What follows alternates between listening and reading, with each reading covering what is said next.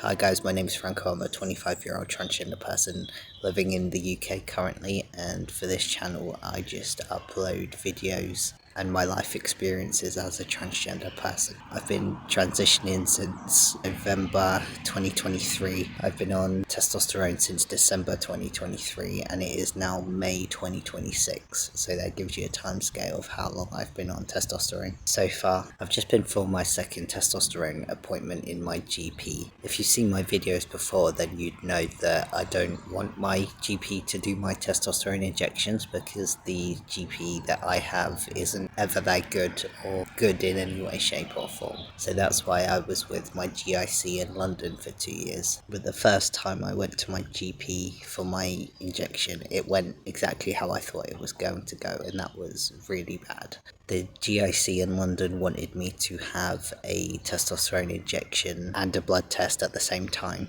I think mainly because it was the first injection at my GP and they just wanted to check the levels and all of that kind of stuff with hormone levels and the other stuff that they test for. For some reason my GP doesn't do blood tests normally, so they send you to go to either a community hospital or the regular hospital, and I don't get that. I don't understand it. It's like the most simplest thing for a medically trained person to do, I think. I booked the blood test in for the day before in the community hospital. I got there and they had not been given some sort of form that they needed to have for me to have the blood test. I couldn't wait around to make phone calls because I needed to go to Windsor for my dentist appointment. Where I was to where Windsor is a bit of a distance, especially on public transport, and I don't drive, so yeah, I couldn't exactly make phone calls or anything like that to try and sort it out because I didn't have enough time. So I just had to leave and then had my injection the next day, and I walked in there just wanting to simply explain the situation and what was going on. But I had a nurse that was genuinely not the nicest nurse on the planet. I got to my appointment a little bit early, got called in exactly on the time my appointment was, so there was no indication that she was late or needed to rush or anything like that. But I think it's just the NHS in general giving such short appointment times for people that in a way the nurse didn't really have much choice, but then the nurse's attitude is completely and utterly her responsibility and her fault for having it. That ain't got nothing to do with the NHS really. It's just all down to her. For some strange reason, she already had the testosterone drawn up into the syringe before I'd even walked in there, which was a red flag for me completely. She was like, come on, come over, I'll give you the injection now. No clarifying why I was on it, no asking questions, nothing like that at all, which is exactly what you're supposed to do, especially when it's your first appointment for injections at your GP. I tried to explain to her what was going on with the blood test and not having it, and that the place in London wanted me to have it,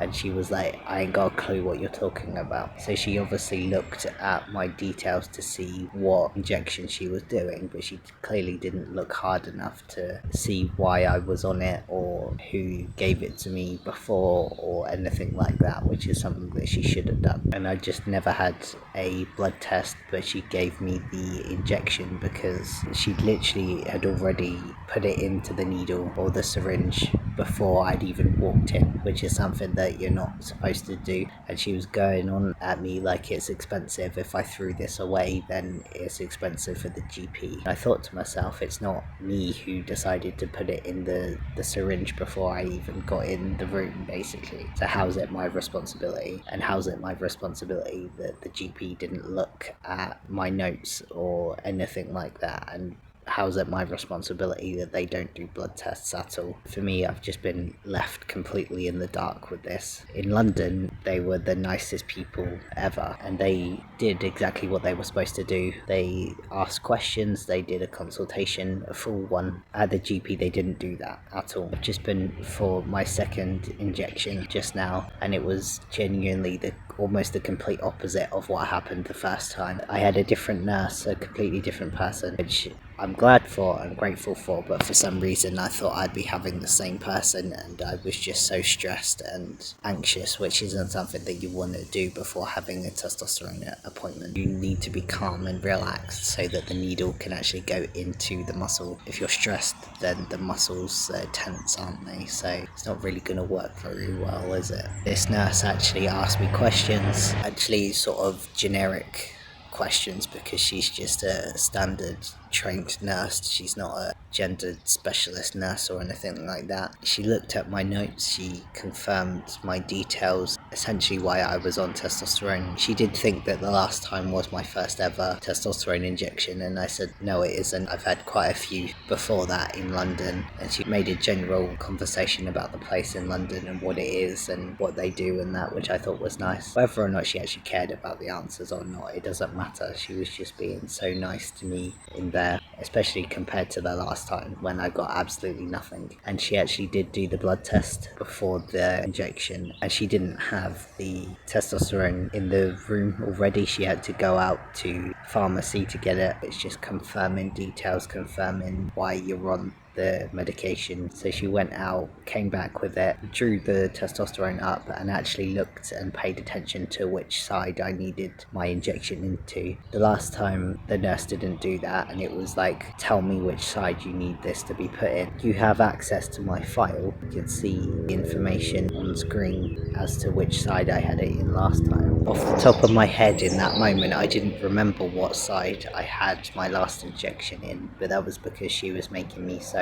anxious and worried about everything that I forgot about it and I froze up basically. I remember the first time my muscle actually contracted and it sort of made the needle slip out a bit, and then she put it back in again. But this time it just went straight into the muscle, which is good. And it just shows you the differences between like someone who actually does their job to someone who doesn't.